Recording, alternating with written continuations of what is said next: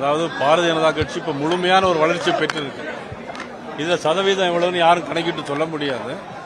பேச்சுக்கு வேணா சொல்லலாமா இருக்கும். இப்போ 19% வந்திருக்கிறது. என்ன பொறுத்தவரை சதவீதமா சொல்ல முடியாட்டாலும் கூட அதிமுக கூட்டணியோடு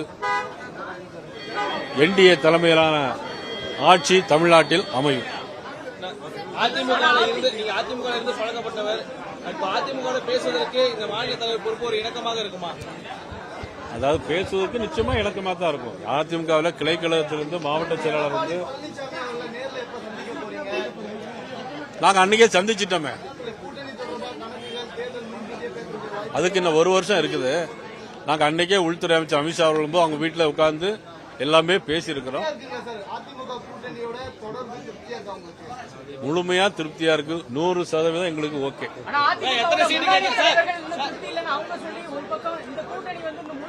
அப்படி நீங்க சொல்றத நான் நம்ப மாட்டேன்.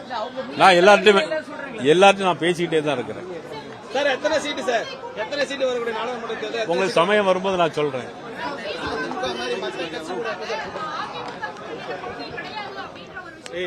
திமுகவில் தான் என்ன கொள்கையா இருக்குதா இப்போ?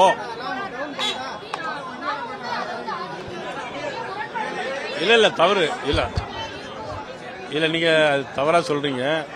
வகுப்புக்கு எதிராக பாரதிய ஜனதா கட்சி எங்கேயுமே இருந்தது கிடையாது. அதிமுக வகுப்பு எதிராக அது என்னைக்கு இருந்தாங்க எதிர்ந்தாங்க. இல்ல அதாவது அவங்க என்ன அதாவது இல்ல அது கொள்கை, அதாவது கொள்கை ரீதியாக ஒன்றும் இல்லைங்க. என்னன்னா அவங்க வந்து சில கொள்கை முடிவுகள் எடுத்திருக்காங்க. நாங்க வந்து அதை சில திட்டங்களை கொண்டு வந்திருக்கோம். அவ்வளவுதான்.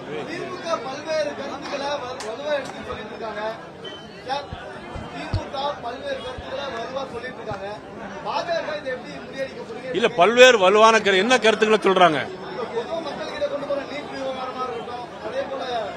நான் திருப்பி சொல்லிட்டே இருக்கேன். உங்களுக்கும் அது தெரியும். நீட் தேர்வை கொண்டு வந்ததே திமுக காங்கிரஸ் கூட்டணி கட்சி தான்.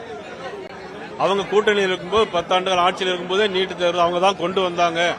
அது உங்களுக்கும் தெரியும், தமிழ்நாட்டு மக்களுக்கும் தெரியும்.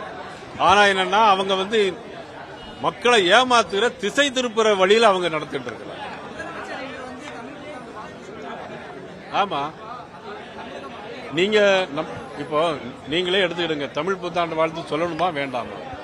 ஒரு நாட்டினுடைய முதலமைச்சருடைய கடமையா இல்லையா?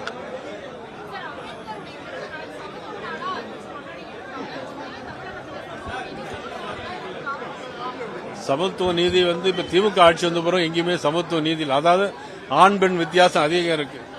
அண்ணா யூனிவர்சிட்டியில போனா வாங்க சார்னு கூப்பிடுறாங்க.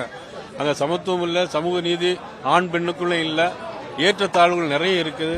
மாணவர்களுக்கு மது பழக்கம் அதிகமாகிக் கொண்டே இருக்கிறது. எதையும் திமுக அரசு கண்டுகொள்ளவில்லை.